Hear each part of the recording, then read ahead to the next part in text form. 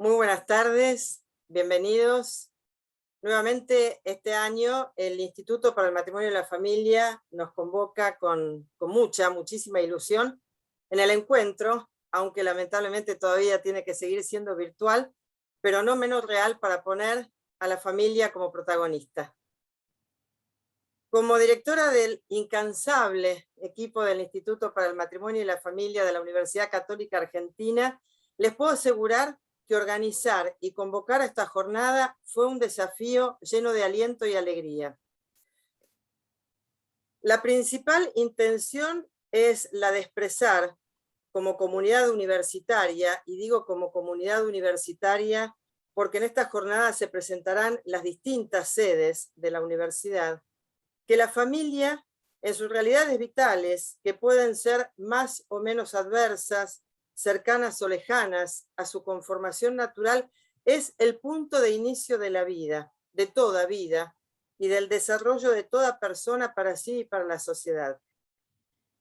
Es, podemos decir, la familia el antídoto de cualquier autosuficiencia narcisista que nos lleva a creer que somos omnipotentes, pero por propia y natural limitación nos ahogamos en un individualismo de eficiencia competitiva que en general nos lleva a un agobiante insatisfacción. ¿Y por qué decimos que es un antídoto la familia? Porque en la familia aprendemos a compartir, a ser solidarios, a acudir a las necesidades de los otros, abnegándonos mediante la tarea de la entrega en la confianza y en el amor. Si algunos tenemos el privilegio de reconocer la grandeza, riqueza y fecundidad de la familia, no nos podemos callar. Muchas ideologías hoy pretenden silenciar que solo un varón y una mujer, en la apertura a la vida biológica o del corazón, inician el camino más grandioso para el cual cada uno de nosotros ha sido llamado, el de la existencia personal, única y valiosísima. Haciendo honor a este don de la vida, es que hoy nos encontramos para celebrar lo que podemos gozar como familia, lo que es bueno anunciar, iluminando cuando hay tinieblas, y lo que no podemos omitir de hacer en los círculos familiares más pequeños y más cercanos, o en los de mayor amplitud en toda la sociedad, cuando es necesario poner manos a la obra. Por eso hablar de familia es tocar lo cotidiano, es hablar de la fragilidad, de la vocación de cada uno, es hablar de la posibilidad real de la santidad, es ser propositivo y tener esperanza. Espero con toda ilusión, como les decía al inicio, que en estos 3 días sean un lugar de encuentro en el bien, en la verdad y la alegría para todos nosotros. Muchas gracias por acompañarnos y le pedimos a la Sagrada Familia de Nazaret que ruegue por nosotros. Muchísimas gracias. Muy bien.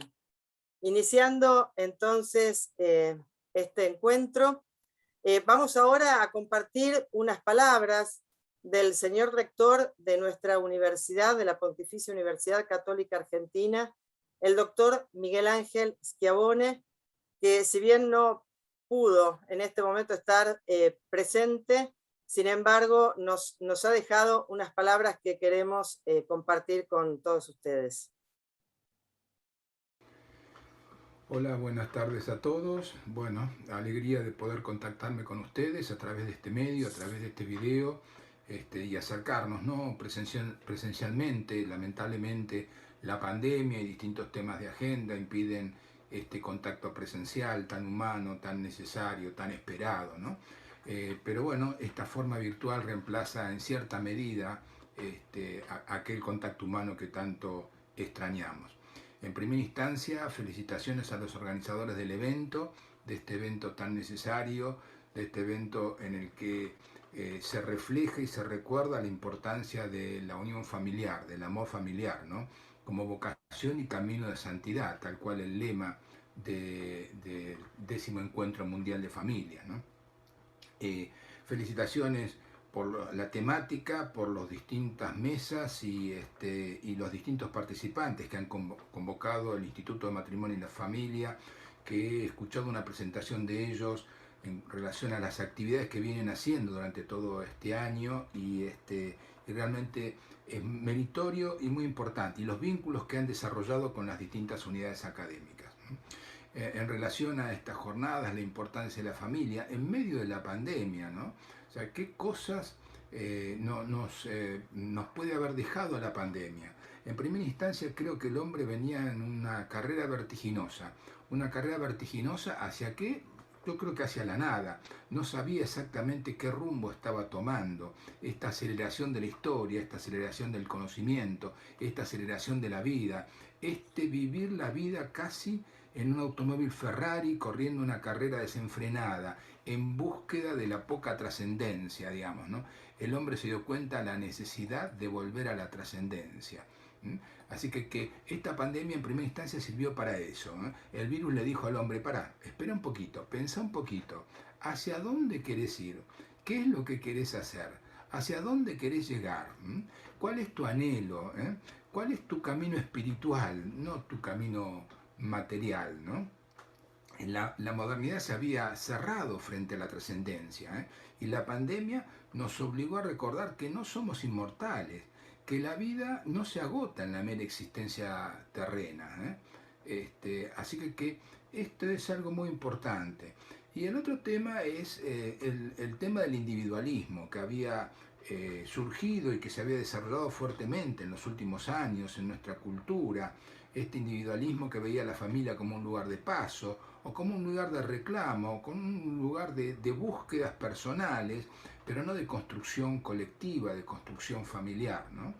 Y en medio de tanto dolor el hombre buscó refugio en la familia, buscó refugio en ese grupo que le podía dar protección, en el cual podía encontrar consuelo. Y realmente creo que estas dos cosas la pandemia nos deja también la pandemia el hecho de que el hombre no es todopoderoso, que el hombre es una débil criatura, igual que el resto de las criaturas vivientes, ¿no? Que el hombre que se había creído dueño de la vida y la muerte de todos los seres vivientes de esta tierra, que había afectado al ecosistema en el cual él vivía, que había creído que podía usurparle el poder creador al Señor, de golpe se dio cuenta que era muy débil, ¿no? Y que otros seres vivientes le pedían un espacio también en esta tierra. En medio de todo esto, la familia fue trascendental. Hemos tenido que vivir recluidos, como alguien decía, recluidos en nuestras cavernas, como en la historia, ¿no? Y en medio de esta reclusión encontramos el apoyo del grupo familiar. Siempre digo que uno puede entender lo macro a partir de lo micro y lo micro a partir de lo macro. Uno tiene que relacionarse a ambos extremos, ¿no? Y muchas veces podemos encontrar explicaciones a muchos de los fenómenos de la naturaleza. Y vemos nosotros que en la naturaleza la integración, la vinculación de los organismos o microorganismos débiles hace que estos microorganismos vayan desarrollándose en organismos superiores. Así los unicelulares se unieron entre sí para formar organismos tisulares superiores, y los organismos tisulares o los seres tisulares se fueron vinculando para formar o construir entidades superiores, seres vivientes superiores y el humano en sí. Y el humano en sí es débil cuando nace, es una débil criatura que, dejado a la libertad, a la libre azar, fallecería seguramente. Necesita el apoyo de los otros seres vivientes, el apoyo de su núcleo familiar. Así que la integración y los vínculos que desarrolla la familia no son nada más que un reflejo de los vínculos que tenía o que había mostrado la naturaleza en aquellos seres vivientes inferiores. La familia es una construcción superadora de lo individual. La familia es una construcción superadora de lo individual. Y el amor, por encima de todo esto, hace que esa familia se fortalezca, hace que esa familia se consolide, hace que ese individualismo que había caracterizado a los últimos días de nuestra sociedad prepandemia, hoy por hoy se vea cuestionado. Así que nuevamente agradecimiento a todos ustedes por participar en estas jornadas. Las seguiré seguramente por internet, por los distintos canales, con mucho interés. y espero que sea de éxito y de reflexión. Muchas gracias a todos ustedes y espero poderlos encontrarlos personalmente para poder compartir la alegría de la familia. Bien, muchísimas gracias. Creo que las palabras del señor rector son realmente, además de muy claras y muy gráficas, incluso en cómo se origina la constitución de la familia, son muy alentadoras también, ¿no? Frente a la debilidad, a la fragilidad del ser humano, cómo los vínculos de amor entonces los fortalecen a cada hombre, a cada persona y a toda la sociedad. Junto a nosotros también tenemos la alegría de contar con la presencia de Monseñor Alberto Bochatey. Él es arzobispo, es obispo auxiliar, ya lo elevé a arzobispo, debe ser la ilusión, obispo auxiliar de La Plata, pero lo más importante es que es nuestro presidente, es el presidente del Instituto para el Matrimonio y la Familia. Y en este momento se nos está uniendo, porque no está aquí en Argentina, sino que está desde Roma, así que bueno, especialmente agradecidos por el horario en que tiene que estar compartiendo este ratito con nosotros. Monseñor Alberto, con usted. Muchas gracias, Alejandra. Sí, realmente un placer. Lamento no poder estar más con ustedes, pero sí, efectivamente, acá ya son casi las 12 de la noche, y estamos en plena academia, la asamblea de la Academia para la Vida. Y justamente tenía preparado unas palabras para esto, pero ayer el Papa nos dio un discurso, un comunicado breve, como es él, a los académicos de la vida, y me pareció tomar algunas de sus ideas que se aplican perfectamente al tema de la familia como vocación y tarea, ¿no es cierto? Y él partía de una reflexión que compartimos todos de la familia, que estamos como cansados, agotados de la pandemia del COVID, y estamos con inflación de argumentos, decía, en todos estos temas, donde ya no queremos oír hablar más de vacunas, de periodos, de enfermedades, sino tratar de dar una palabra que examine más en profundidad lo que nos está pasando.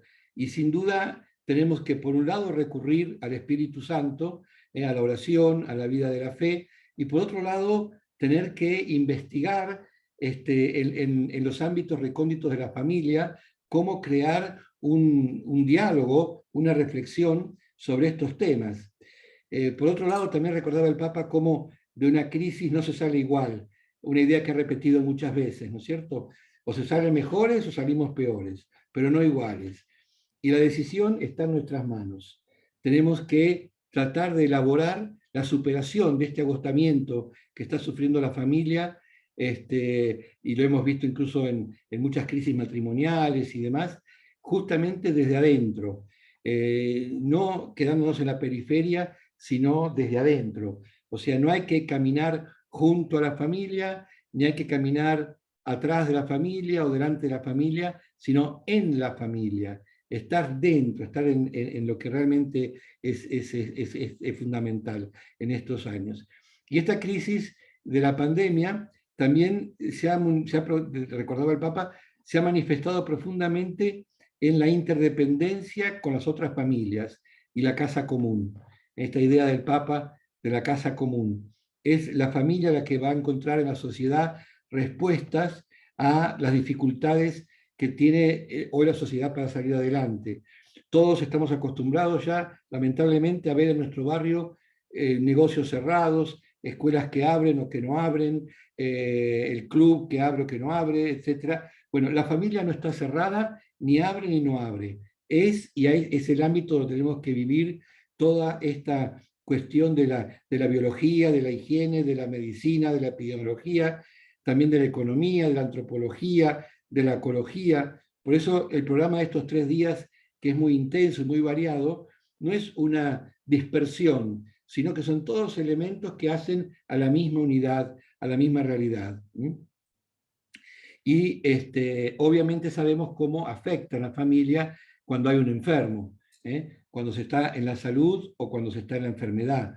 y cómo determinadas enfermedades, como lo que puede ser el COVID cuando ataca mal, cuando da mal, pone en crisis literal a la familia, en separación de los miembros de la familia, ¿no es cierto? Y tenemos que asumir que esto es una realidad mundial, pero no conformarnos con esos. Mal de muchos, consuelo de tontos, decían nuestras abuelas, ¿no es cierto? Esto es un mal de muchos, pero tenemos que hacer propuestas, y del Instituto de la Familia es lo que se ha querido hacer con estas jornadas, para poder concretizar y significar la superación de vulnerabilidades, de situaciones de dificultad, o de otras necesidades que podrían ser más urgentes, ¿no?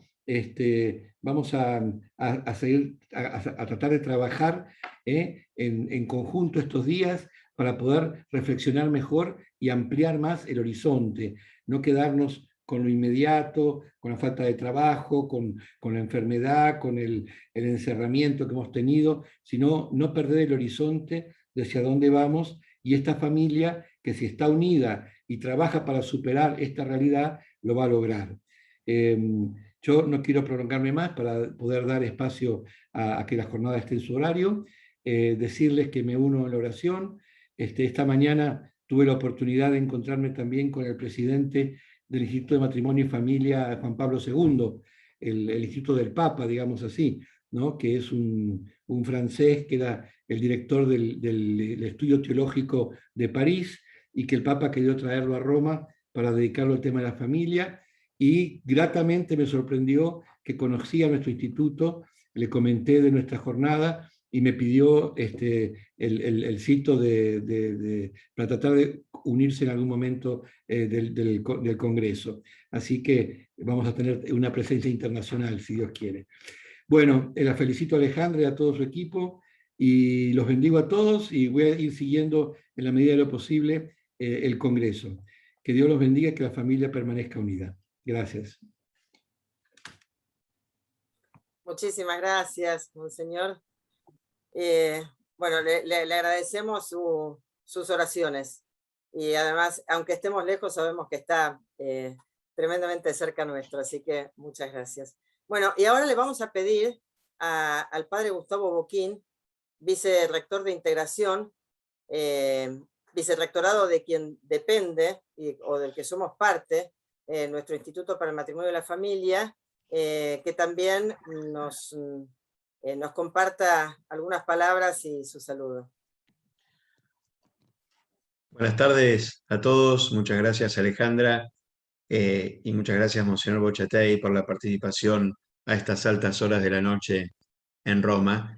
Y justamente estas jornadas tienen como lema familia, vocación y tarea, ¿no?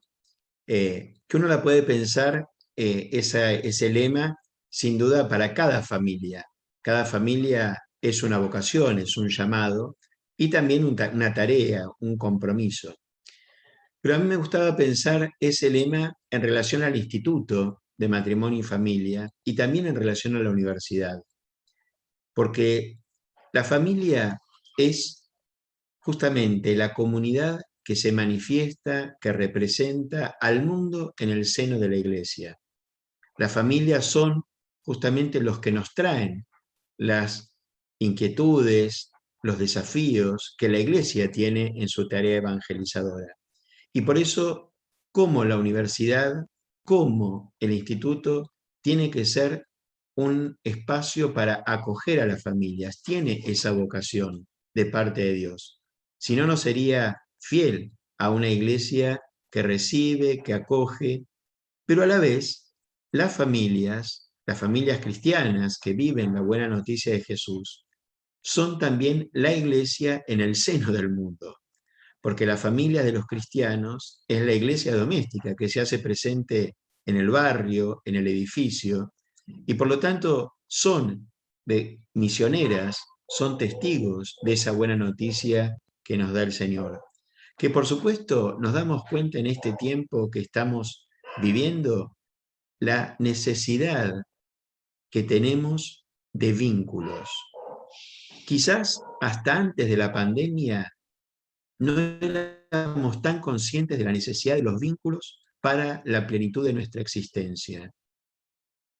Y subestimábamos quizás lo que era estar juntos, dialogar, un beso, la cercanía física.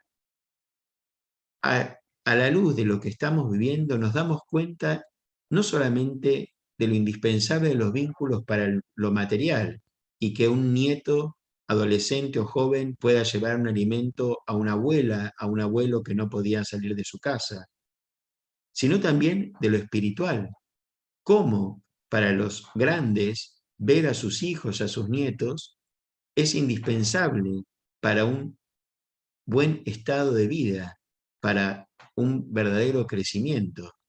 Cómo esa dimensión vincular es indispensable.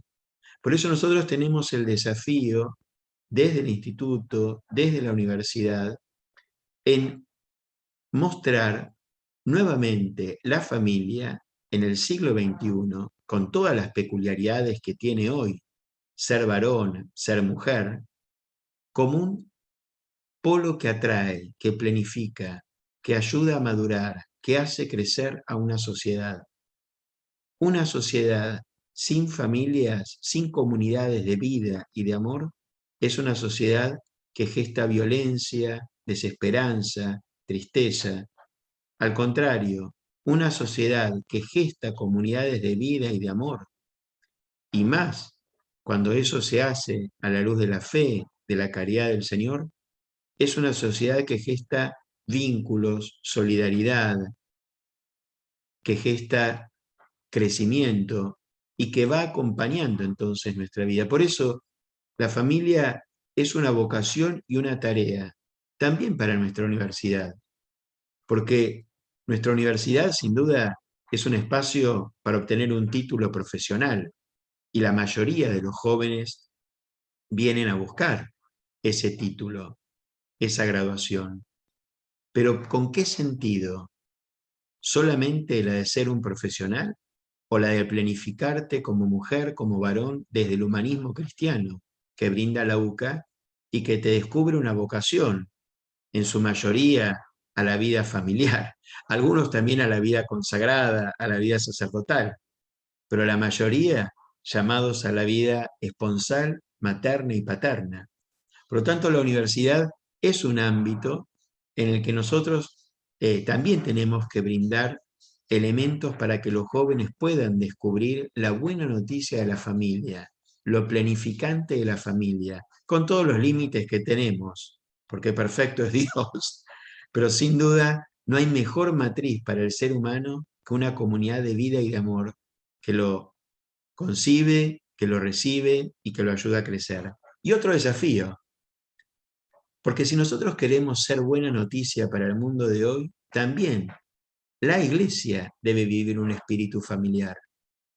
La iglesia debe vivir un espíritu de fraternidad, en donde Dios es nuestro Padre, nuestro hermano mayor, Jesucristo, animados por el espíritu de amor de la Santísima Trinidad, con una madre que nos ha regalado Jesús, la Virgen María, y vivir ese clima de familiaridad, vivir ese clima de complementariedad, de reciprocidad, de intimidad, que es la familia. Por eso, la familia, vocación y tarea es un lema que cada uno de nosotros lo puede pensar desde distintos puntos de vista, y siempre vamos a sacar riquezas. Siempre la familia será una vocación, porque aun cuando uno sea ya una persona mayor y tenga hijos, nietos, bisnietos, sin embargo es una vocación, un llamado. ¿Cómo ser bisabuelo o bisabuelo para mis nietos, para mis bisnietos, para mis hijos? Siempre es un horizonte, la familia, en el cual nosotros crecemos. Ya lo dice la Sagrada Escritura, no es bueno que el hombre esté solo. Nunca. Siempre vivir en comunidades de vida y de amor nos planifica. Por eso le agradezco a la doctora Alejandra Planker, que es directora del Instituto de Matrimonio y Familia, que ha organizado estas jornadas, martes, miércoles y jueves, con gran esfuerzo, porque sé lo que significa llamadas telefónicas, mails, WhatsApp, flyers, etcétera, etcétera, para lograr esto. Le agradezco también a todo el equipo del Instituto de Matrimonio y Familia y ojalá podamos seguir profundizando y dando testimonio sobre la buena noticia de la familia, que sin duda es la mejor matriz, la mejor cuna para cualquier persona, para cualquier comunidad, para cualquier cultura, sea donde sea que esté en el mundo. Muchas gracias. Muchísimas gracias, Padre Gustavo Boquín. Como seguramente ya deben haber escuchado también que se dice en otros encuentros con esta misma modalidad, falta el calor de los aplausos. Pero bueno, sabemos que allí están, que habrán sido también para Monseñor Alberto, para el Padre Gustavo. Y tenemos un regalo más, que es un video que nos ha llegado desde el Dicasterio para los Laicos, la Familia y la Vida, de su subsecretaria, la doctora Gabriela Gambino, que ha querido también estar presente en estas jornadas.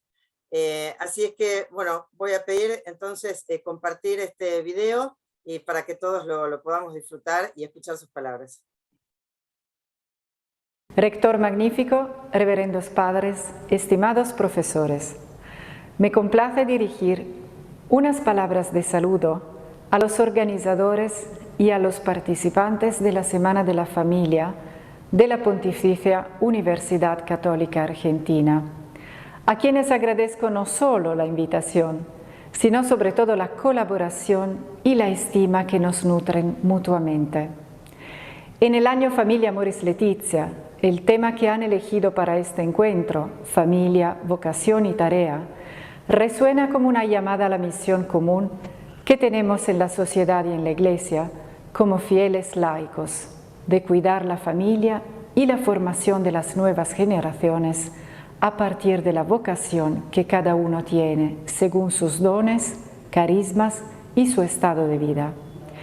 En este momento de inicio del camino sinodal, convocado por el Papa Francisco sobre el tema Por una Iglesia sinodal, comunión, participación, misión, todos tenemos el reto de contribuir con pasión y valor al servicio que la Iglesia presta al mundo.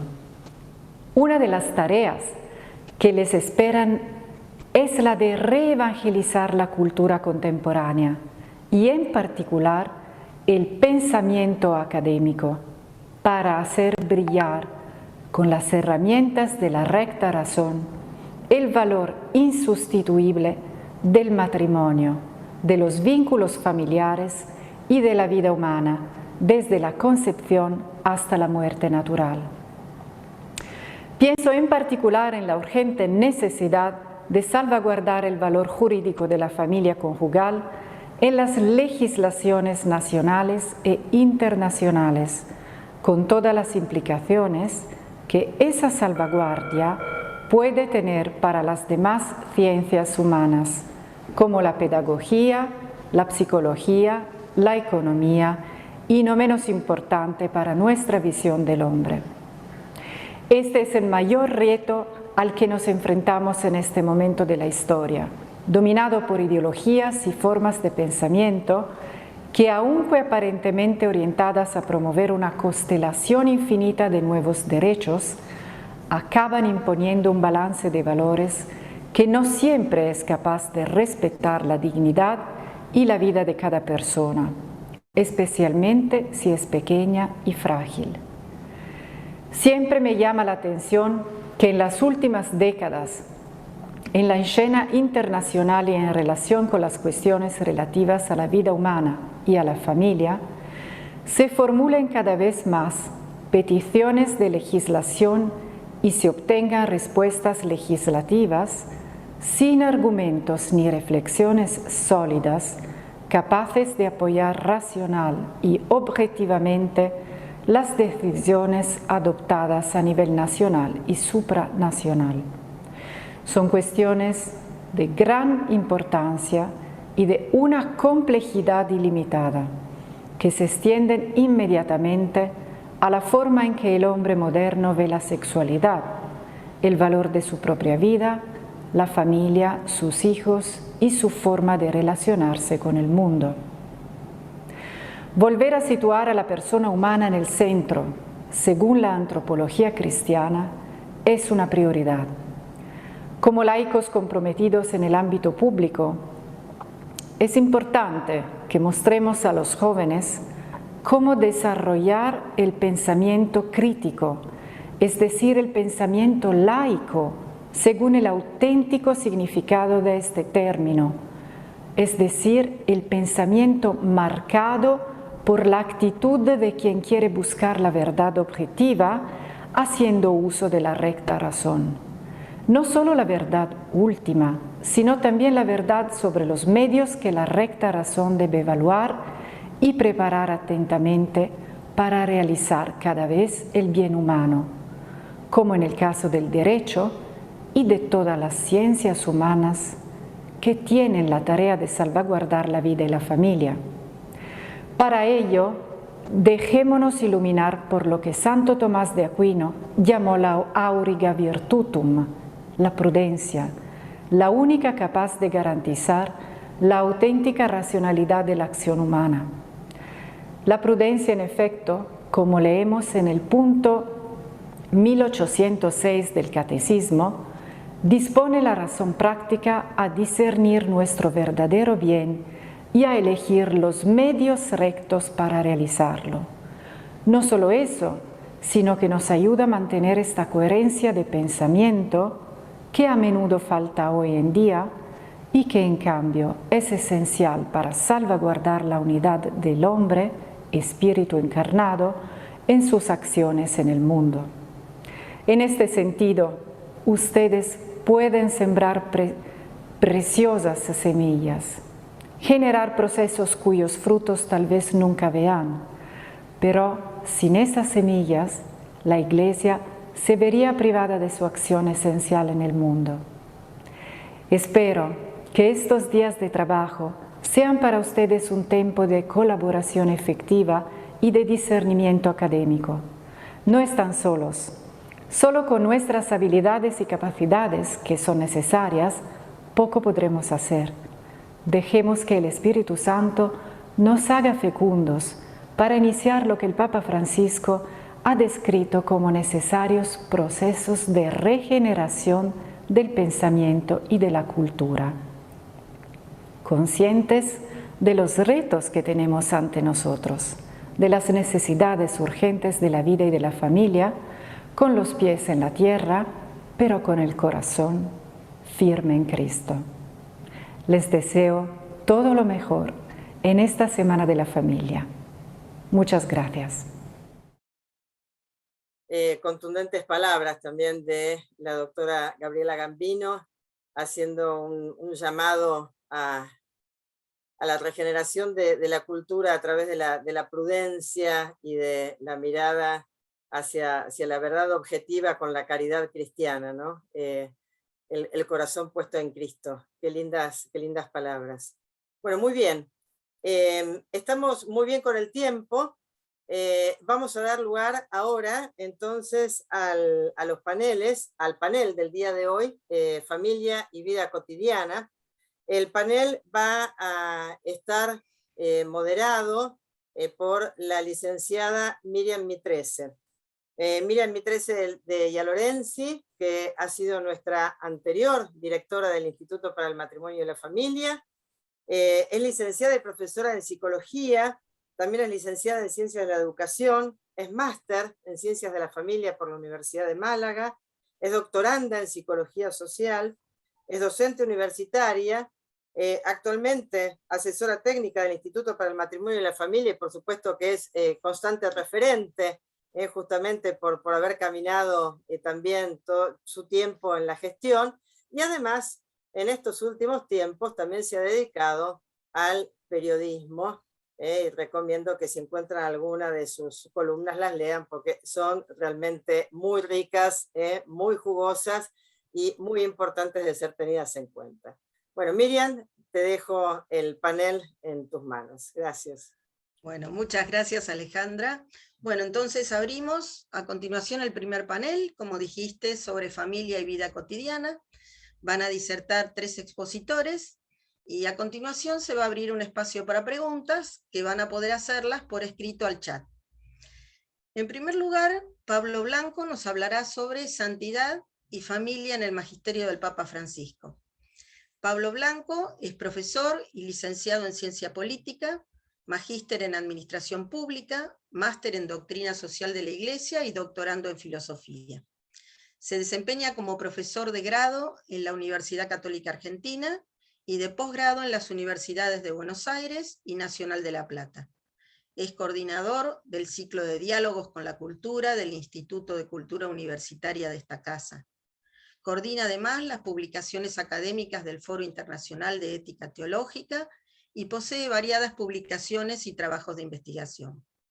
Es también vicecoordinador del Departamento de Movimientos Eclesiales, Asociaciones y Nuevas Comunidades, miembro del Departamento de Laicos de la Conferencia Episcopal Argentina y de la Comisión Directiva del Centro Latinoamericano de Evangelización Social.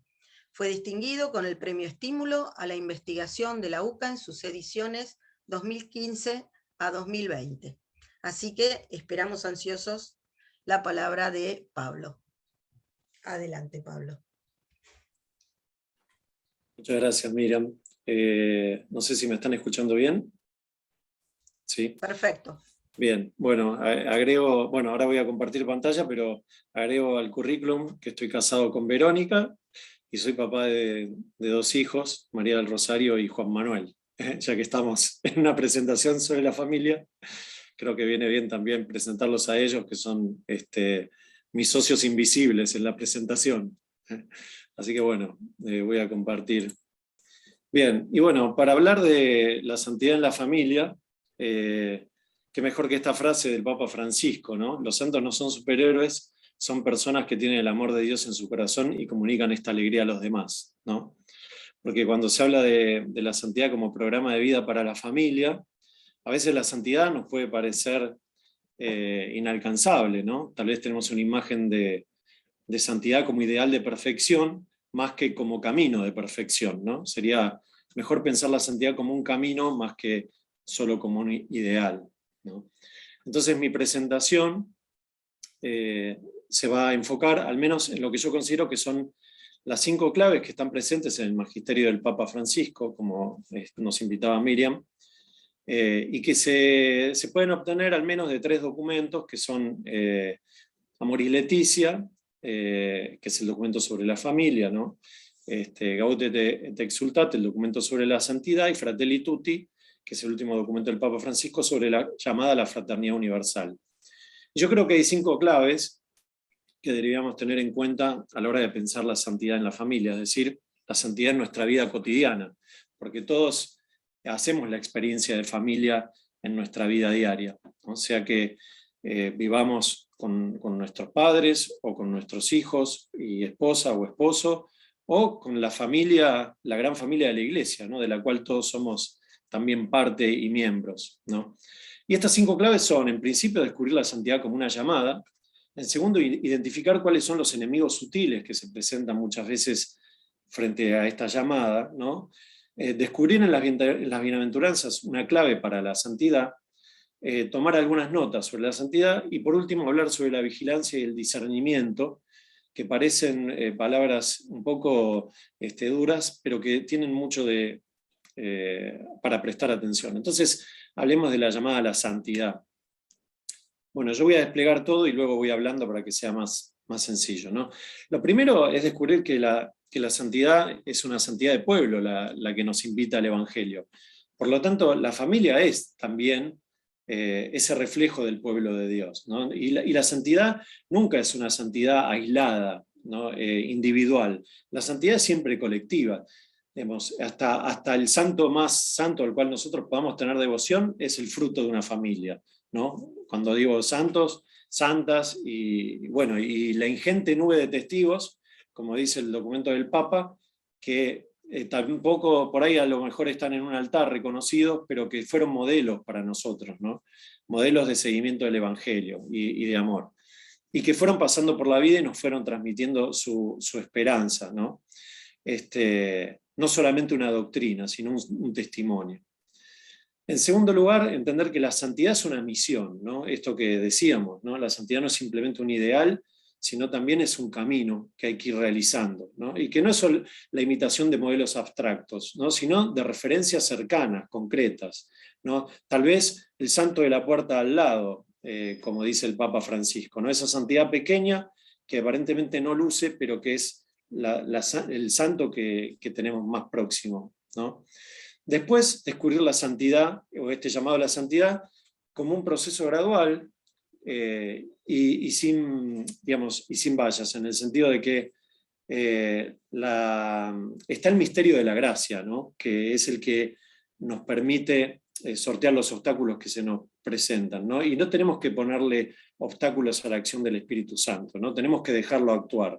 No somos nosotros los únicos actores, digamos, de esta película, ¿no? Ahí nos decía la doctora Gambino, tenemos que contar con el Espíritu Santo, ¿no? También. ¿Cuáles son los enemigos sutiles? Ahí se animó mal, pero bueno. Bueno, un enemigo sutil es un corazón pequeño, yo pongo, ¿no? Acá, que esto se ve en los tres documentos, ¿no? Una familia cerrada en sí misma, ¿no? Una familia que no está abierta al mundo, ¿no? Ese es un enemigo, porque aun cuando sobrevienen las crisis, lo peor que puede pasar es que la familia se encierre, ¿no? Que no sea capaz también de compartir. La familia tiene que ser una familia de corazón grande, ¿no? Esta familia de fecundidad ampliada que es capaz de relacionarse con toda la humanidad como una gran familia, ¿no? La familia es la expresión también de la iglesia en salida, ¿no? Así como decía el padre Gustavo Boquín, la familia lleva el mundo a la iglesia, también la familia que está en la iglesia lleva los valores del evangelio al mundo. El otro enemigo sutil es cuando se cae en la idealización, ¿no? La familia es un ideal, ¿no? En algún punto, pero el problema es idealizarla, ¿no? La familia no es una idealización utópica, dice el Papa Francisco, no es un deseo inalcanzable, ¿no? Sino que es un modelo de realización al cual estamos llamados, ¿no? Y él dice en Amor y Leticia, no existe la familia perfecta, ¿no? Hay que aceptarla en sus límites, con realismo, en sus deseos de perfección, ¿no? Y escuchar sobre todo el llamado a que ser familia es un llamado a crecer juntos y madurar en el amor, ¿no? Pase lo que pase, ¿no? El para siempre, ¿no? Que nos invita el sacramento del matrimonio, ¿no? El otro enemigo sutil es caer a veces en la resignación, ¿no? Porque una cosa es la aceptación y otra es la resignación. Sabemos que no es fácil vivir como hermanos y hermanas, ¿no? Dice así el documento, ¿no? Pero las familias también se cubren las espaldas, en la familia se da un nivel de confianza que no logramos alcanzar en otros lugares, ¿no? Hay un sentimiento de aceptación y de tolerancia que uno solamente puede experimentar en la familia, ¿no? Donde uno es amado sin mayores requisitos que simplemente el ser parte, ¿no? Y hay que superar a veces situaciones duras, ¿no? Pero sobre todo el Papa Francisco nos dice, bueno, pero no perder nunca la identidad, ¿no? Y este sentido de pertenencia. Bueno, esos serían de alguna manera los enemigos sutiles, ¿no? Pero hay una clave para vivir la santidad en la familia que son las bienaventuranzas, ¿no? Que nos propone el Papa Francisco, ¿no? Y entonces las bienaventuranzas, fíjense, ¿no? Qué interesante. Las bienaventuranzas son un programa de santidad, dice Gaudete Exultate en el número 63, ¿no? Pero también son un programa contracorriente, ¿no? Dichosos los perseguidos por practicar la justicia, ¿no? Dichosos ustedes cuando trabajen por la paz, ¿no? Dichosos ustedes los de corazón humilde.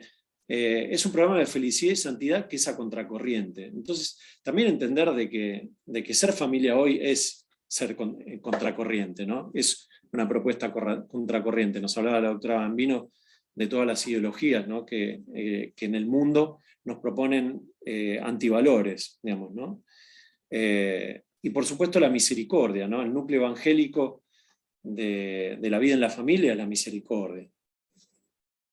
Ahora quisiera presentar algunas notas sobre santidad y ahí puse algunos ejemplos del ciclo de santidad que llevamos adelante el año pasado con el Instituto de Matrimonio y Familia y el ICU, ¿no? Que nos muestran que además la santidad en la familia es una santidad que la Iglesia reconoce, ¿no? No es simplemente una santidad de segundo orden, ¿no? De hecho, en estas notas, digamos, sobre la familia, el amor, lo que descubrimos en estos testimonios de santidad, de estos matrimonios, ¿no? que veíamos ahí, es que el amor está en la base de todo, ¿no? Y fíjense Fratelli Tutti lo que dice, ¿no? El amor es el que rompe las cadenas que nos aíslan y nos separan, ¿no? Es el que tiende puentes, es el que permite construir esa gran familia donde todos nos podemos sentirnos en casa, ¿no? El aguante, la paciencia y la mansedumbre, estos giros idiomáticos tan característicos, tan porteños del Papa, ¿no? Estar atentos también a superar a veces estas inclinaciones agresivas y egocéntricas, ¿no? Que a veces nos traicionan, ¿no? La alegría y el sentido del humor. Esta es una nota característica de los santos, ¿no? Y de las familias santas. Cuando nos contaban de la vida de Enrique Yo, por ejemplo, que decía que él venía de su trabajo y lo reconocían porque llegaba silbando, ¿no? Lo escuchaban que se iba acercando a la puerta de la casa para abrirla porque silbaba, ¿no? El juego, ¿no? El mal humor no es signo de santidad, dice Gaudete Exultate, ¿no? Un espíritu positivo y esperanzado. El Señor nos quiere positivos, agradecidos y sencillos. Pensemos también en esto, ¿no? Como claves para nuestra propia familia, ¿no? La audacia y el fervor, ¿no? Porque dice, el reconocimiento de la fragilidad no debe dejar de impulsarnos a la falta de audacia o a los miedos, ¿no? Fíjense esta frase, ¿no? El santo no es un burócrata ni un funcionario que vive en una mediocridad tranquila y anestesiante, ¿no? O sea, realmente la santidad hoy, particularmente la santidad en familia, es una santidad que invita a la audacia y al fervor. Dice, el santo es una persona desinstalada y apasionada, ¿no? Pensemos, ¿no? También cuántas familias nosotros conocemos así, ¿no? Desinstaladas y apasionadas, que nosotros quisiéramos ser como ellos, ¿no? Porque bueno, todos tenemos una referencia de familia, aún la propia, ¿no? A la cual nos queremos parecer. Y después el camino comunitario, ¿no? Como la cuarta nota de la santidad, ¿no? Esto que decíamos de que la santidad no es una santidad aislada, ¿no? Fíjense lo que dice Amoris Laetitia, ¿no? Tal vez no siempre somos conscientes de ello, pero precisamente la familia introduce la fraternidad en el mundo, ¿no? A partir de esta primera experiencia de hermandad, nutrida por los afectos y por la educación familiar, el estilo de fraternidad se irradia como promesa sobre toda la sociedad. Qué hermoso, ¿no? Pensarlo así, ¿no? Que esta experiencia de familia que nosotros vivimos es también para transformar la sociedad. Un aprendizaje a veces costoso, pero que es una verdadera escuela de sociabilidad. Por último, la vigilancia y el discernimiento, ¿no? El Papa Francisco nos dice, ¿no? La santidad es una santidad de lucha y de discernimiento permanente, ¿no? No es simplemente luchar contra una mentalidad mundana, sino también luchar contra el mal, ¿no? que muchas veces se personifica en muchas situaciones que como familias nos tocan vivir, ¿no? Hay que estar con las lámparas encendidas, ¿no? Como aquel pasaje de las vírgenes, ¿no? del Evangelio, ¿no? La santidad requiere oración constante, ¿no? Recordamos esta frase de este sacerdote irlandés que decía, familia que reza unida permanece unida, ¿no? No hay santidad sin oración asociada a la vida, ¿no? El discernimiento no es simplemente una sabiduría para pocos, tampoco es un autoanálisis, sino es salir del misterio de nosotros mismos hacia el misterio de Dios también, ¿no? Bueno, la alegría y santidad ya lo estuvimos viendo, ¿no? Pero también hay que estar atentos, ¿no? Y vigilantes. Me gusta mucho esta frase que dice el Papa Francisco, dice, no pensemos que la santidad en la familia es un mito, ¿no? Que la santidad, en realidad, dice él, es un mito, pero yo lo pienso también para la familia, o una representación, un símbolo, una figura, una idea. Ese engaño nos puede llevar a bajar los brazos, a descuidarnos y a quedar más expuestos al odio, la tristeza, la envidia y los vicios, ¿no? Y por último, yo creo que hay dos grandes modelos, ¿no? Para pensar la santidad en la familia. Una es María, ¿no? A quien el Papa Francisco llama la santa entre los santos, ¿no? La más bendita. la que nos enseña el camino de la santidad y nos acompaña como madre, ¿no? La que nos lleva en sus brazos sin juzgarnos, ¿no? Conversar con ella nos libera y nos santifica, ¿no? Cuánta falta hace también convocarla a María a nuestra vida cotidiana, ¿no? Cuánta falta hace también transmitir esta devoción a nuestros hijos. Y por último, la familia de Nazaret, ¿no? María, con su disponibilidad y su aceptación del plan de Dios, ¿no? José, con su docilidad y su humildad, y el Espíritu Santo presente en medio de ellos, y Jesús, ¿no?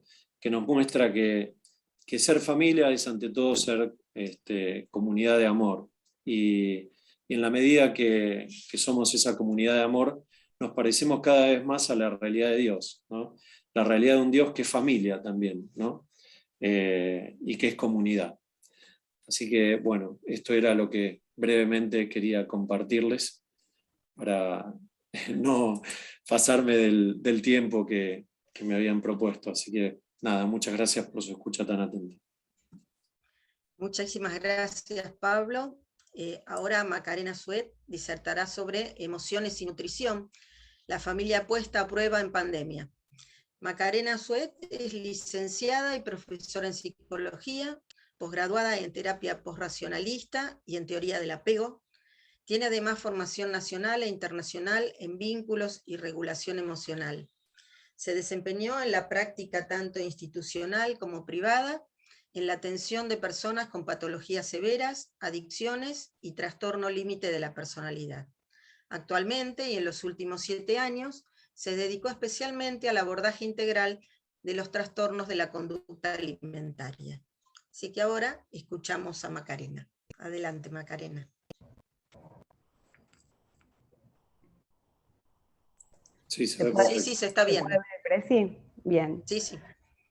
Bueno, nos pareció oportuno, dentro de la convocatoria de la Semana de la Familia en UCA, poder empezar a abrir el diálogo, a generar interrogantes acerca del vínculo que existe entre las emociones y la alimentación y las patologías que se derivan, una problemática tan compleja, tan actual, sobre la cual casi no hay información, y muchas veces la información que hay nos desinforma a la hora de, como familia, como sociedad y como equipo terapéutico, poder abordarla de manera integral y sobre todo de manera eficiente. Para comenzar, me gustaría que pensemos algunas frases de la vida cotidiana que seguramente han escuchado, seguramente han dicho o les han dicho, que un poco nos van a dar cuenta de este vínculo que existe entre las emociones y la alimentación, de la carga afectiva, sobre todo, que hemos puesto ante una función tan básica para la vida como la alimentación. Tenés que comer para crecer fuerte y sano. Mañana nos juntamos a comer, porque los argentinos nos juntamos a comer. Compartimos y dialogamos muchas veces como accesorio al hecho de juntarnos a comer. Vestite bien que salimos a comer. La comida es el punto de reunión de la familia, y creo que en esto muchos de ustedes se van a sentir identificados. Pórtate bien que estamos comiendo. Te vas a dormir sin cenar, como una especie de castigo. Si comes así vas a engordar. Si comes así vas a desaparecer. Mejor no comas eso. En la mesa no se usa celular, también revistiendo de mucha importancia a ese acto. Es decir, hemos connotado la alimentación a tal punto de que le hemos encontrado cierto significado, cierto sentido. A tal punto que si yo les hablo de comida y les digo saludable, aburrido, bueno, dieta, lunes, lo más probable es que a ustedes se les represente un plato de ensalada o al menos un plato lleno de muchas vegetales y verduras y muchos colores. Por otro lado, si les digo rico, malo, amigos, permitido, engordar, es muy probable que ustedes se representen este tipo de alimentos. Y fíjense que en sí los adjetivos no están asociados directamente a la comida, sino que les hemos dado un determinado significado. Porque comida y afecto van siempre de la mano. Nosotros como seres humanos, es como que hemos trascendido la función básica de la alimentación. De hecho, cuando comemos, yo creo que ninguno de ustedes ha pensado en, bueno, mi cuerpo necesita vitamina A o mi cuerpo necesita proteínas, sino que comemos porque algo nos resulta rico, porque creemos que nos los merecemos. ¿A quién no le ha pasado después de haber tenido un día duro, de decir, bueno, me merezco comer esto? Comemos porque tenemos ganas, más ligado al deseo, porque nos recuerda, a lo mejor elegimos un alimento sobre otro porque nos recuerda a la comida que hacía nuestra abuela, por ejemplo. Es decir, hemos establecido un vínculo con la alimentación, un vínculo afectivo, que tiene características muy similares a otros tipos de vínculos de los cuales podríamos hablar, pero vamos a apuntar a esta característica fundamental que tiene el vínculo con la alimentación, que nos regula afectivamente. Esto que les decía antes, tuvimos un mal día a lo mejor en el trabajo, o discutimos con alguien, o algo nos salió mal, comemos algo y eso modifica nuestro estado de ánimo, incide directamente en nuestras emociones. Estas son las emociones. Si no vieron la película, véanla, realmente es muy, muy gráfica de cómo funcionamos los seres humanos, que somos seres emocionales, ¿sí? Estamos todo el tiempo sintiendo y todo el tiempo intentando regularnos para saber quiénes son las personas que nos rodean, en qué mundo vivimos, quiénes somos nosotros.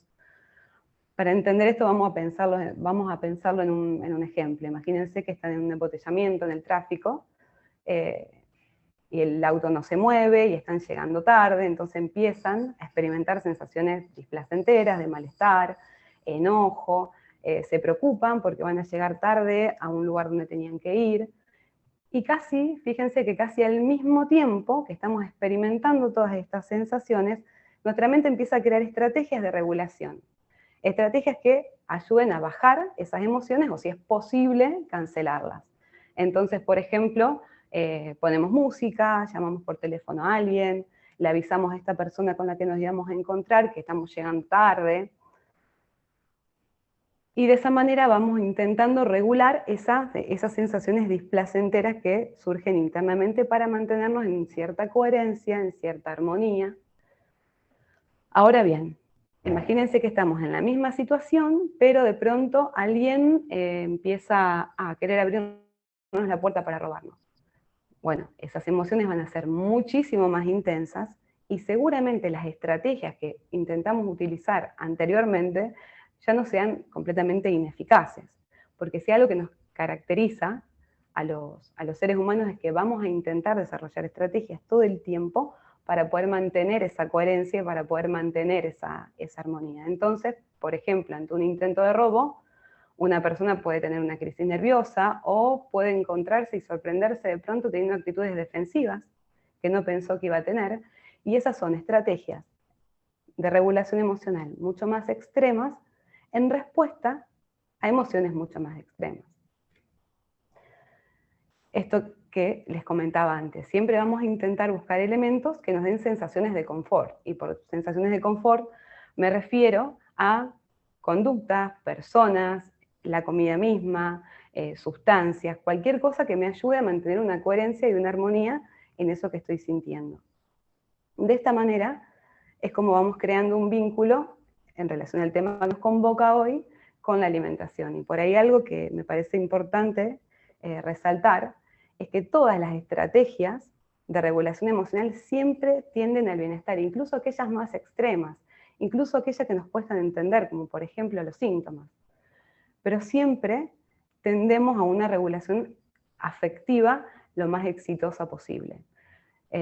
Si no, imagínense, bueno, creo que desde marzo del año pasado nuestras estrategias de regulación emocional han sido puestas a prueba bastante. Creo que todos nos hemos sentido de una u otra manera, por una u otra razón, expuestos a emociones que nos han resultado avasallantes, e incluso nos hemos encontrado intentando crear estrategias que en otro momento no hubiésemos pensado.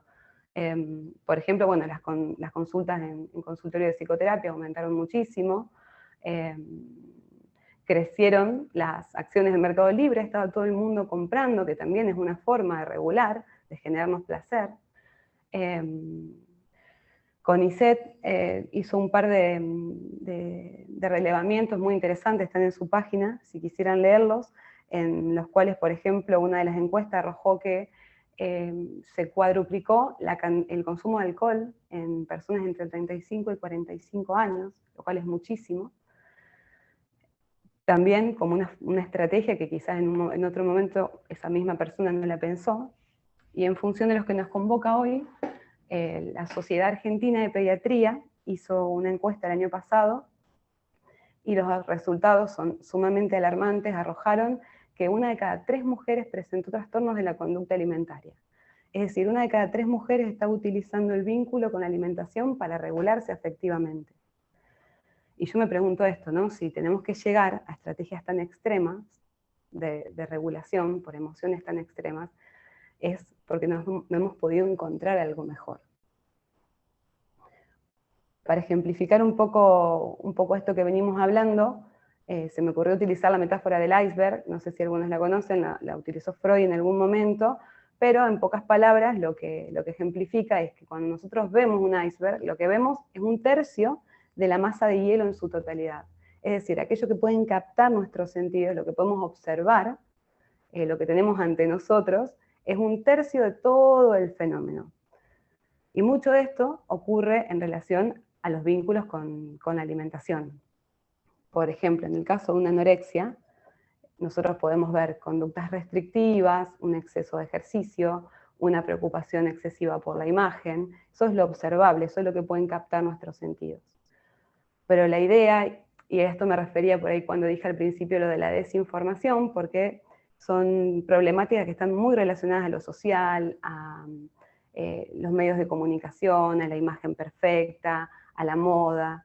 Y en realidad, si nos quedamos solamente en eso, nos estamos olvidando de toda la masa que está por debajo de la superficie.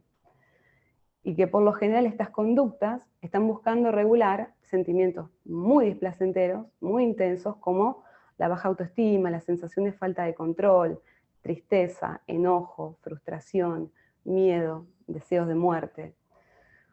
Un poco la idea era poder empezar a pensar de una forma distinta esta y otras problemáticas que por ahí tienden a reducirse a patrones conductuales, a eso que podemos ver, o a cuestiones sociales impuestas, que nos resulta insuficiente para un abordaje exitoso. Les comparto una frase de Manuel Hernández Pacheco, que es un terapeuta español, que él nos dice: a nivel mental somos 80% animales y 20% humanos. Eso quiere decir que la mayor parte de nuestro comportamiento está determinado por la forma en la cual nos sentimos y lo que podemos hacer con eso que sentimos, y apenas un tímido 20% está determinado por la conducta. ¿Por qué le decía que resulta insuficiente trabajar este tipo de problemáticas o pensarlas desde lo meramente social? Porque nos olvidamos de la parte fundamental, que tiene que ver con el manejo de estas emociones y con el poder ir generando distintos vínculos que permitan otro tipo de regulación. Y en esto particular, el rol de la familia es clave, tanto para la detección como para el pronóstico. Yo realmente no he trabajado en ningún caso exitoso en el cual la familia no ha formado parte del tratamiento, no ha formado parte del proceso, porque justamente nadie cambia solo. Y la estrategia fundamental es poder ir creando vínculos saludables que permitan un tipo de regulación emocional distinta, que no ponga el vínculo con la alimentación como eje de la regulación emocional. Algunas de las cosas algunos de los puntos que yo trabajo con las familias de este tipo de pacientes es no poner el foco en la comida y en la imagen como fundamental. Es esto que les decía antes, nos quedamos por ahí con la parte de arriba del iceberg, con eso que vemos, que nos resulta insuficiente. Buscar ayuda profesional realmente son procesos muy difíciles, muy largos, muy frustrantes, y si bien obviamente hay que buscar ayuda profesional para la persona que lo está padeciendo, que la familia pueda también encontrar un punto de apoyo, una guía, porque es una problemática, al igual que yo creo que una de las problemáticas que más afecta al núcleo familiar, quizás junto con las adicciones, pero afectan a la familia como institución y como núcleo. Poder generar espacios de diálogo y actividades compartidas en función de esto que decíamos antes de poder ir creando diferentes estrategias de regulación en otros ámbitos que no pongan el foco en donde la persona ya está poniendo el foco, que es en la alimentación. Esto también es reiterativo, pero muchas veces lo que más les cuesta a las familias, porque realmente resulta muy frustrante. Y no modificar hábitos alimenticios ni rutinas del hogar, justamente por más de lo mismo. Yo me he encontrado con familias, por ejemplo, que cambian el horario de la cena porque la persona va al gimnasio, o que dejan de comprar alimentos en un lugar y empiezan a comprar en otros porque así come, y sería como seguir dando vuelta, más en lo mismo, y no irnos al cambio más profundo y al cambio necesario. Y como último, una frase para que pensemos, que es donde el adolescente, puse adolescente porque esta problemática suele darse más en la adolescencia, pero podemos poner otro nombre también, pero donde el adolescente choca, la familia es el airbag. Muchas veces como familia no podemos evitar que haya una colisión, pero sí contener el impacto, y contener el impacto es sumamente importante y a veces decisivo. Así que bueno, muchísimas gracias por la atención. Muchas gracias, Macarena, por lo que nos presentaste. La exposición que sigue es la de María Angélica, que lleva como título Familia forjadora de vínculos saludables. María Angélica Pérez Ibarreta de Vidal es licenciada en Psicología, profesora de enseñanza media y superior en Psicología y Pedagogía, y especialista en Psicología Educacional. Se desempeñó como becaria del CONICET y de la Fundación Campomar, actual Fundación Instituto Leluar, y como psicóloga del Instituto de Investigaciones Hematológicas Mariano Castex, perteneciente a la Academia Nacional de Medicina. Actualmente se desempeña como profesora titular ordinaria en las facultades de Psicología y Psicopedagogía de la UCA. El trabajo que presentará fue realizado conjuntamente con María Agustina Aceiro y Javiera Auxiliadora Ortegas Brenes, ambas licenciadas en Psicología, becarias del CONICET y profesoras asistentes en la Facultad de Psicología de la Universidad Católica Argentina. Así que, adelante, María Angélica, te escuchamos. Perdón, antes de que comience María Angélica, igual está silenciada. Yo les quería recordar o avisar que pueden hacer preguntas a los panelistas, se las dirigen a Miriam Mitrese. Si quieren alguna pregunta, se la pueden escribir a ella, así ya las va teniendo para que una vez que terminan los tres panelistas les podemos hacer las preguntas que ustedes quieran. Muchísimas gracias, disculpas por la interrupción. No, gracias Alejandra. Bueno, en realidad para nosotras tres fue muy linda esta invitación, porque nos llevó a pensar que algo que estábamos observando desde la investigación y desde la clínica podía ser de alguna manera comprendido con una perspectiva distinta. Javiera Ortega su trabajo doctoral es con niños que tienen enfermedades poco frecuentes, y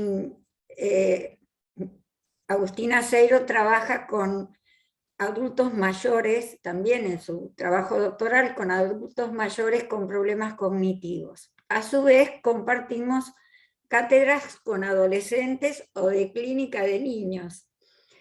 Y veníamos observando una serie de conflictos con la familia, muy difíciles de describir, digamos, en el último tiempo, y que considerábamos que eran muy limitados los aportes que la psicología actual estaba pudiendo hacer, ¿no?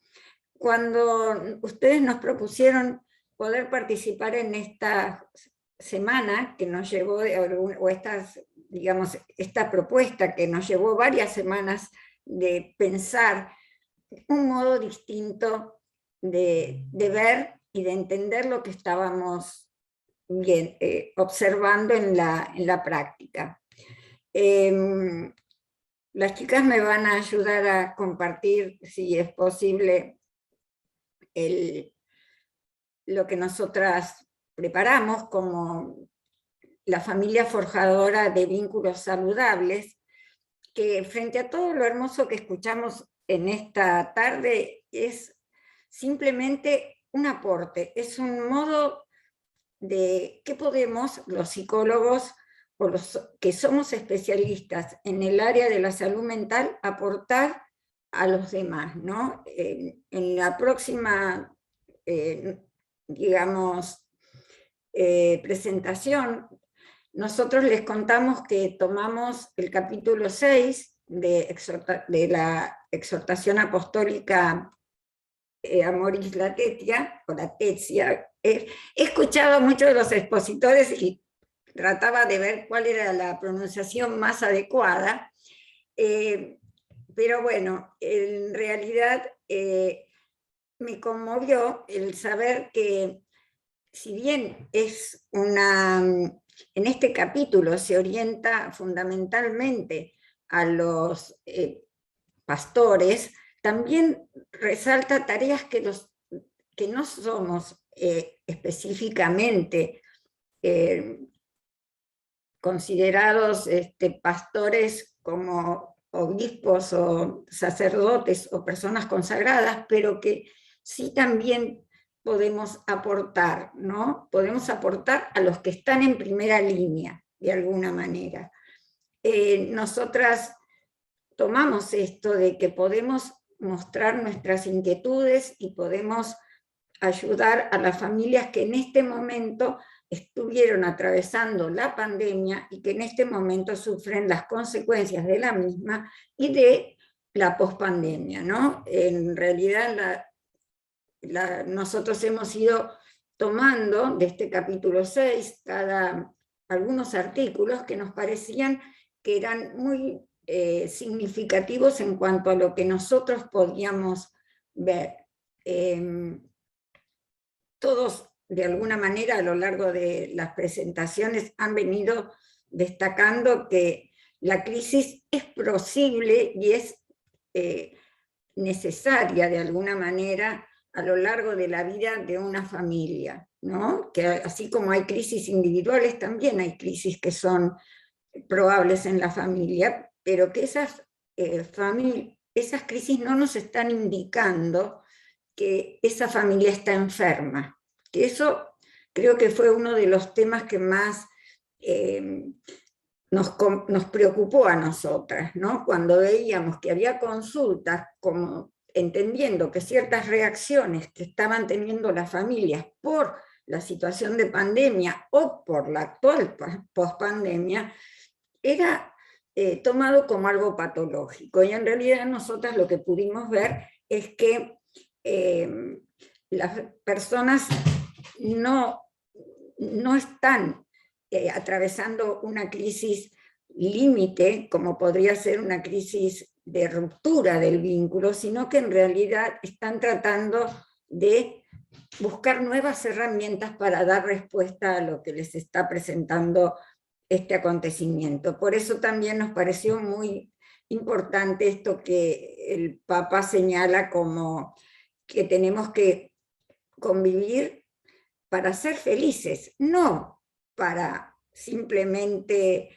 de alguna manera acomodarnos, ¿no? Sino que es ser cada vez más felices, más cercanos a la santidad y no cada vez más tristes, aburridos o deprimidos. Y ese vínculo que entre todos reconocemos que es natural, esperable en el ser humano, no puede perderse por acontecimientos que van más allá de la estructura propia de la pareja, ¿no? Todos reconocemos que el bebé recién nacido tiende a crear lazos muy fuertes con determinadas personas y que determinadas personas tendemos a formar lazos muy fuertes con otras, que la necesidad a vincularse es primaria y es más importante, dice Bowlby, que la necesidad, no más importante, dice, es distinta que la necesidad de ser alimentado o la necesidad sexual. Es decir, es muy importante establecer vínculos y en general esto no es negado, pero muchas veces sentimos que los acontecimientos, como vemos en la otra diapositiva, los acontecimientos nos enferman o nos hacen pensar que estamos enfermos. Estar en crisis no es estar enfermo, es tener que encontrar nuevos modos de dar respuesta a las cosas. Y generalmente los vínculos pueden tener muchas confrontaciones cuando han ocurrido cosas tan inesperadas como fue esto, que nos aconteció, como indicaba el señor rector, de pronto, donde nos hizo salir como de algunos lugares en los que estábamos muy cómodos, ¿no? De individualismo, de egocentrismo. Pero en este caso uno puede pensar que muchas de estas alteraciones que hubo en las familias no tenían que ver en sí mismas con una crisis interna o discrepancia interna de los cónyuges, sino que las discrepancias surgieron porque la situación era crítica. Es decir, de alguna manera, siguiendo a lo que hemos escuchado muchas veces, había respuestas poco esperables, pero eran esperables frente a la situación que se planteaba. Teníamos de pronto respuestas bizarras, que en cualquier otro contexto hubiesen sido patológicas, pero no en este, ¿no? Pero esto no lo sabíamos, no lo sabían los padres, no lo sabían los chicos, y muchas veces, como lo señalaron a lo largo del trabajo otros profesionales, y como también lo señala el Papa, muchas veces en las crisis nos cerramos, ¿no? Nos volvemos hacia adentro. En la próxima de las exposiciones nosotros podemos ver que muchas veces frente a la crisis queremos huir. Y yo les preguntaría cuántas veces nosotros intentamos pensar que si nos escapáramos de la situación podríamos resolverla, o por lo menos evitaríamos que nos llamara a cada uno. Y en realidad acá no se podía salir ni siquiera a la calle, salvo a pasear el perro. Entonces, esto de que uno se podía escapar no tenía mucho espacio, ¿no? Y a mí me llamaba la atención que esto escrito hace varios años ya, de alguna manera ponía nombre a esto, o por lo menos nos daba a nosotras la posibilidad de poder plantearlo de otro lugar que no fuera simplemente las técnicas terapéuticas que conocíamos. Que por otro lado, dada la diferencia de especialidades que las tres tenemos, las tres hemos manejado distintos modelos terapéuticos. Quizás tenemos en común la Iglesia y en común tenemos el respeto por la persona humana, ¿no? El hecho de tener esta conciencia de que la vida requiere responsabilidad, requiere el respeto de la libertad, pero sobre todo requiere la defensa de la vida, ¿no? Y por eso yo te agradezco, Alejandra, mucho que nos hayas invitado, porque pudimos pensar esto desde otro ángulo y de alguna manera pensar que esta fatiga pandémica, que hoy nombraba Monseñor Bochatey, que decía el Papa ayer, ¿no? Sin llamarla fatiga pandémica, como la llama la OMS, pero es una experiencia traumática, es una experiencia que nos cansa a todos, ¿no? E incluso a los profesionales, que queremos usar de lo que sabemos, pero muchas veces nos quedamos cortos, y que los estudios estadísticos, también hechos en España y con un sesgo, digamos, más limitado, porque es solo para España, indican que los más afectados en esta crisis en cuanto a los vínculos han sido los jóvenes entre 18 y 39 años con hijos a su cargo. Entonces, esta posibilidad de ver cómo volver a recuperar la esperanza, ¿no? En otro aspecto que no sea solamente el científico, que por otro lado es muy importante, cada una de nosotras podría aportar lo mejor, lo que ya sabe, pero esto que hemos escuchado hoy nos da una perspectiva nueva. La pandemia además nos azotó con algo que el Papa marca mucho en la exhortación, y es el tema de la muerte, ¿no? Hemos tenido miedo a la muerte, hemos perdido seres queridos, y si bien la recomendación de Amoris Laetitia es justamente el que los demás se acerquen, esto ha sido difícil, ¿no? Porque no podíamos hacerlos.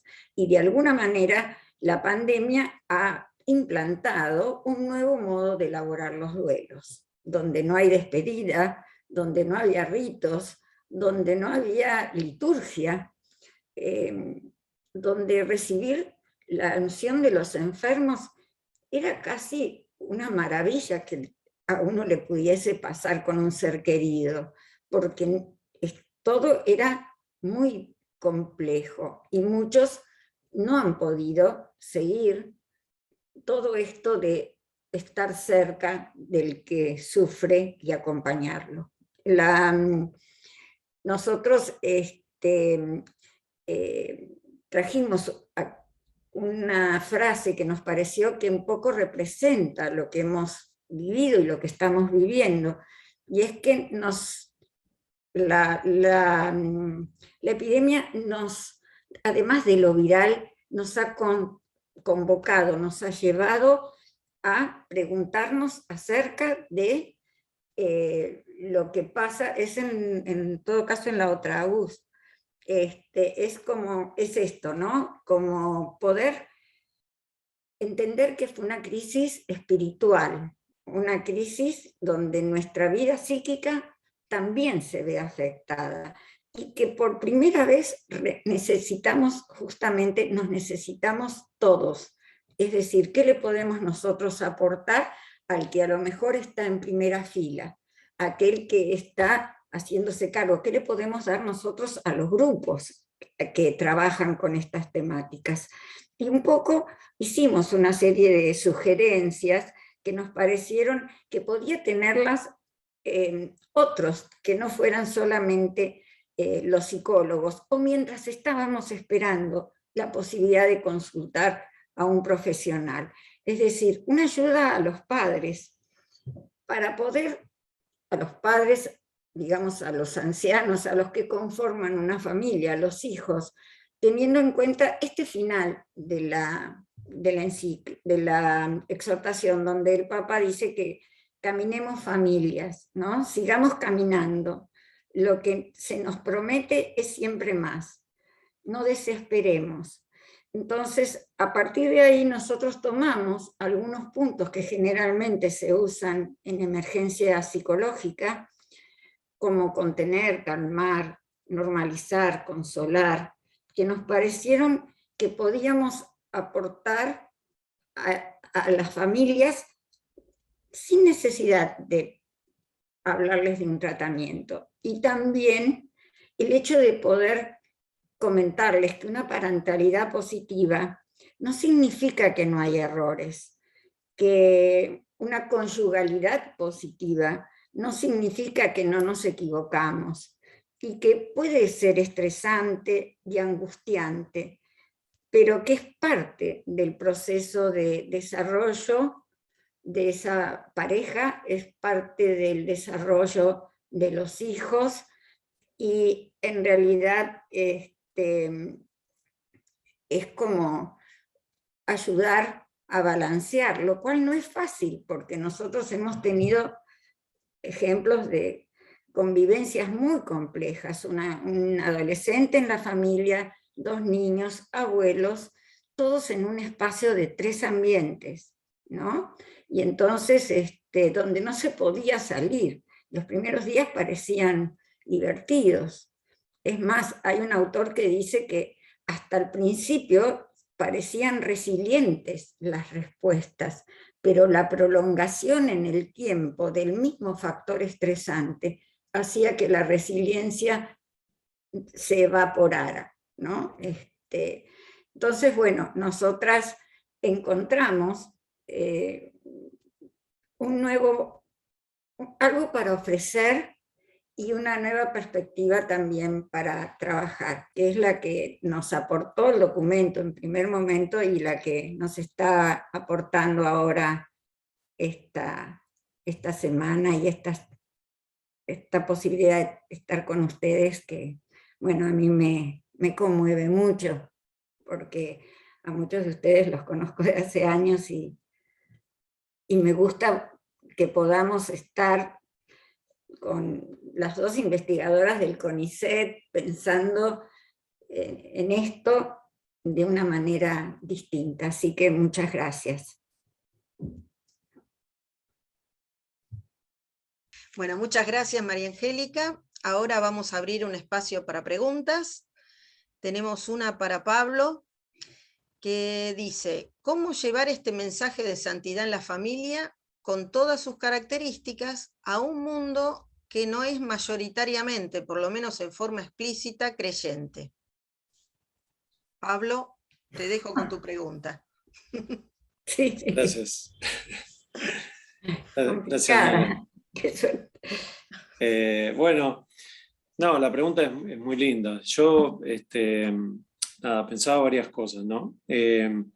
Una, me acordaba de las palabras de Pablo VI, que él decía: el mundo tiene necesidad de maestros, pero antes de testigos, ¿no? Porque si creen los maestros es porque primero son testigos, ¿no? Y yo creo que ese es el testimonio, ¿no? El testimonio es lo que verdaderamente es capaz de contagiar y de transmitir, ¿no? Lo que somos capaces de vivir como familia. Me gustaba esto que rescataba María Angélica de lo que decía el Papa Francisco respecto de que estamos invitados a ser felices de un modo nuevo, ¿no? Que esa es la propuesta de la familia. Y yo creo que esa es la propuesta de la santidad, ¿no? A ser felices de un modo nuevo, ¿no? Y quería contar una anécdota familiar que me parece que por ahí puede servir de ejemplo, ¿no? Me acuerdo que era un domingo y íbamos a ir a misa, y bueno, por alguna razón, siempre pasa que cuando uno tiene que ir a misa algo se complica, ¿no? O que alguien no llega, que no se vistió, que no se cambió, y uno parece que está condenado a ir corriendo a la iglesia, ¿no? Y entonces en ese día, me acuerdo que me dice mi mujer, digamos, ¿no? Así en confianza, me dice: no, mira, no, así no podemos ir a misa, ¿no? Entonces dije: bueno, pero yo voy a ir a misa, voy igual, porque yo siento que tengo que ir. Y entonces yo iba en el camino y decía, realmente, ¿cuál es el sentido de que yo vaya a misa, ¿no? El sentido es si yo voy a misa y cuando vuelvo a mi casa vuelvo transformado, ¿no? Y realmente mi familia se da cuenta que para mí haber ido a misa es una transformación interior, ¿no? Entonces, si vuelvo alegre, vuelvo sereno, ¿no? Si afectuoso, amoroso, ¿no? Y con ese espíritu, digamos, encaré la vuelta a casa, ¿no? Y yo creo que esto es también el testimonio que nosotros podemos dar al mundo, ¿no? Si nosotros podemos transmitir que realmente en la familia, vivir en familia nos transforma, nos hace mejores personas, ¿no? Si realmente para nosotros, pese a todas las dificultades, no hay mejor lugar que la familia, ¿no? Y bueno, yo creo que eso se contagia, ¿no? Se transmite. Yo creo que se transmite más, no tanto con palabras, ¿no? Sino con testimonios. Bueno, gracias, Pablo. Acá tengo una para Macarena. ¿Es tan así que estamos determinados por nuestras emociones de un modo tan imperativo? ¿En qué lugar quedaría la libertad? Macarena, te dejo con tu pregunta. Tengo 1 hora para responderla, ¿no? A ver, evolutivamente todavía somos seres emocionales, en el sentido de que, por ejemplo, yo a mis pacientes por ahí los pongo en esta situación. ¿Se saben la tabla del 6? Seguramente sí, la razón sabe la tabla del 6. Ahora, si yo te pido que vos me digas la tabla del 6 mientras te están corriendo para la parte, o mientras está en peligro la vida de tu hijo, vos podrías decir la tabla del 6. En ese sentido, muchas veces estamos más determinados por nuestras emociones que por la razón, pero la razón está justamente para educar a las emociones. No sé si de esa manera la pude responder. Pudiste hacer una síntesis, no se necesita 1 hora. No necesito 1 hora al menos. Bueno, tengo otras 2 preguntas para Macarena. Se refieren al vínculo con la alimentación. Dice, ¿la herencia adquirida desde la familia nos impide tener esa coherencia ante una conducta que nos propone salud? Y la otra es, que en ambientes de pocos recursos, ¿cómo podríamos ayudar a las familias?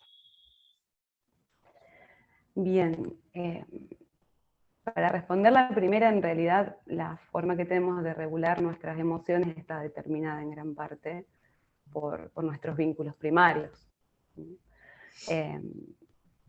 Un ejemplo es, que seguramente han escuchado en algún lado, el tema de la violencia, ¿no? Muchas veces, si nos criamos en ambientes violentos, tendemos a regular las emociones de esa manera, o al menos a expresarlas de esa manera.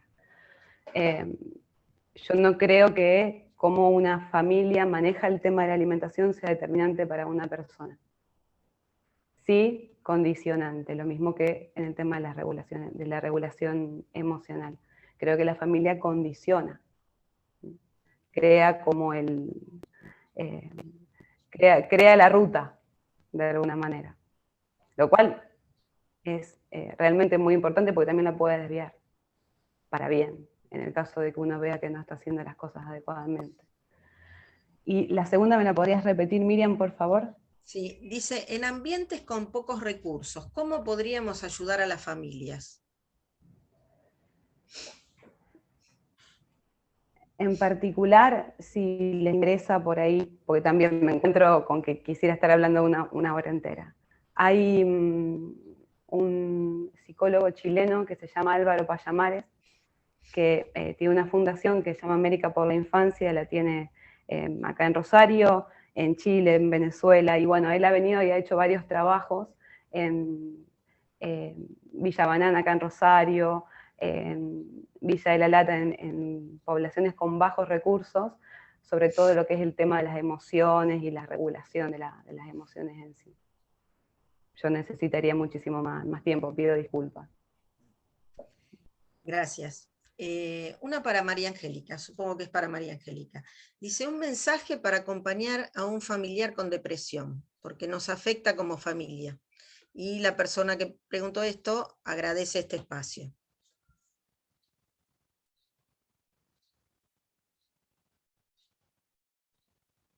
María Angélica. Estaba muteada. En realidad, creo que el primer mensaje es para los que están con la persona que tiene depresión. O sea, no sé acá las profesoras que piensan, pero es como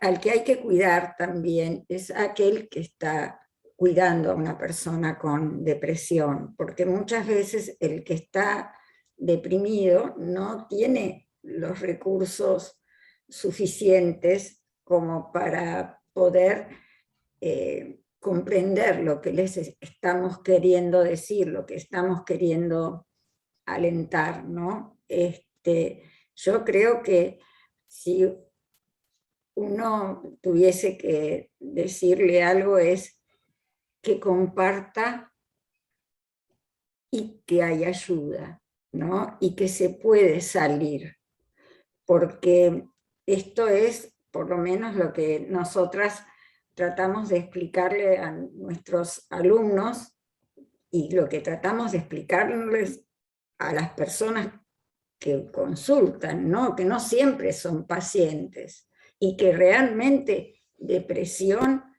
es un tema muy complejo, ¿no? Pensaba en Macarena que hablaba lo de las emociones, como, bueno, hay muchas terapias que enseñan a regular las emociones también en estos casos, pero yo creo que alentaría a la fortaleza y algo que creo que vos, Pablo, expusiste como entre las virtudes que requeriría la santidad, ¿no? Del matrimonio. Yo creo que la persona o la familia que acompaña a alguien con depresión, entendiendo que está enfermo y que se siente solo y abandonado, porque la complejidad es bastante, creo que a la familia le diría fortaleza, cercanía con otros, que se abran, que no se encierren.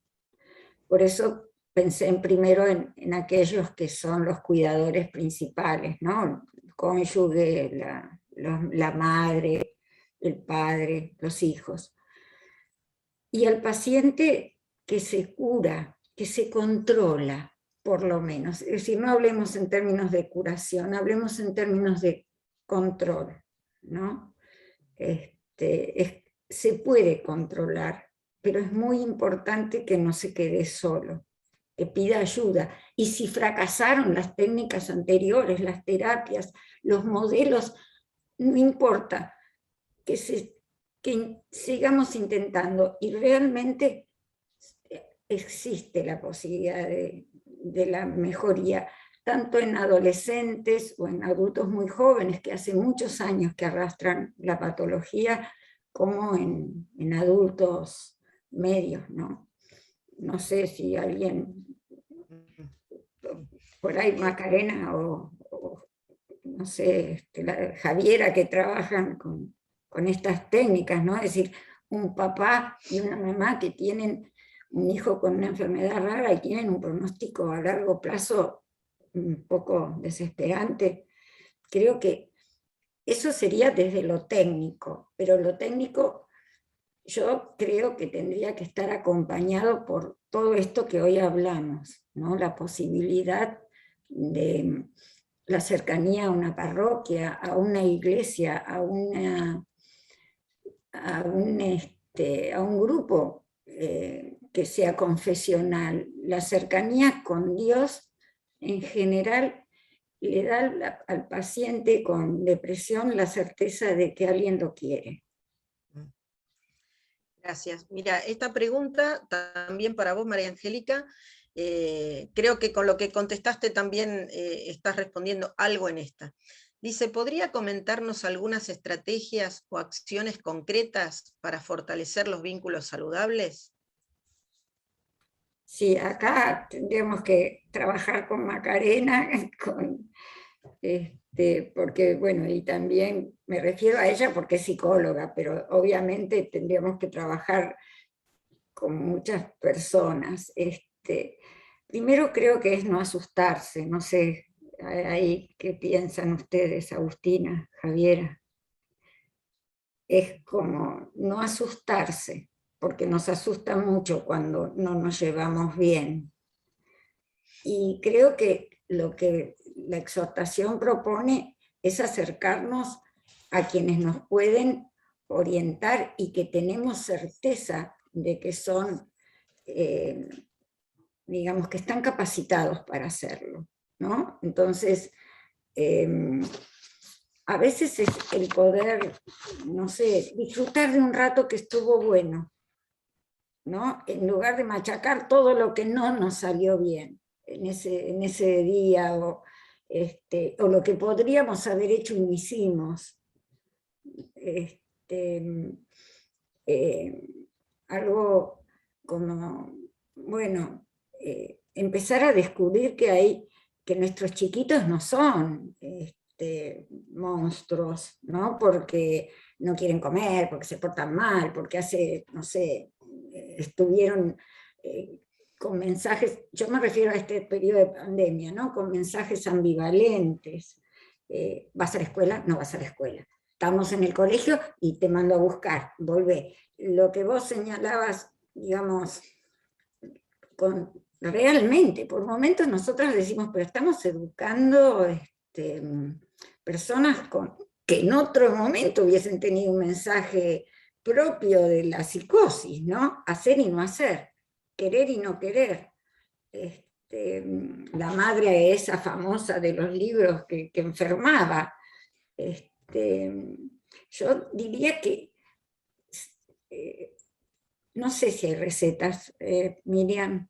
A la persona que pregunta le diría que no sé si hay recetas, que quizás sí, una receta es no te enganches con el primero que salga en, no sé, en Facebook o en TikTok o ofreciendo soluciones mágicas. Creo que después un poco esto que fuimos proponiendo, como escuchar, contener, porque a veces podemos pedirle también a nuestros padres, aunque sean mayores, a nuestros cónyuges, que nos contengan. Porque sí, nos salen. Hay unos libros que salieron para chicos que dice cuando mi mamá se transforma en un dragón. Sí, a veces uno,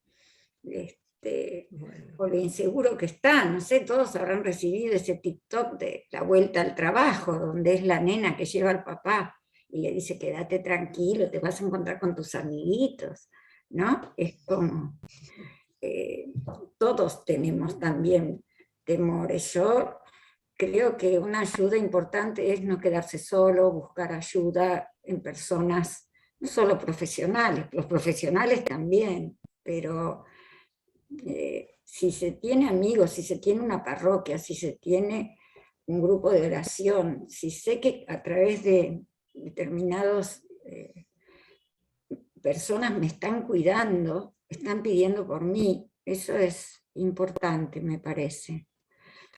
Pero igual es una contestación para zafar, como quien dice, porque es cierto, no hay recetas.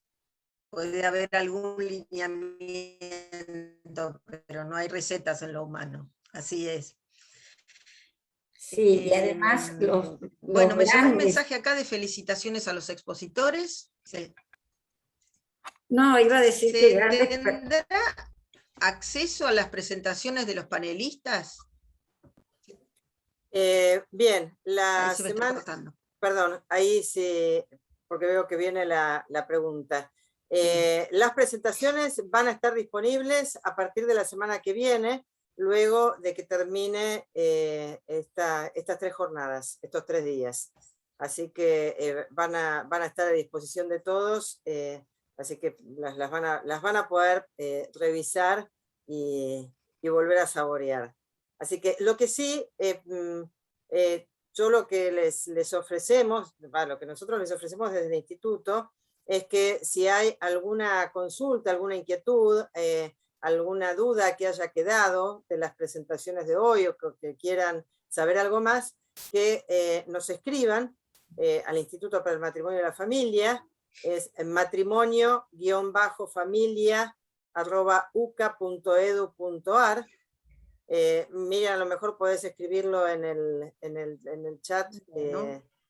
Así, si quieren, igualmente lo tienen también en los flyers, está también la dirección del instituto.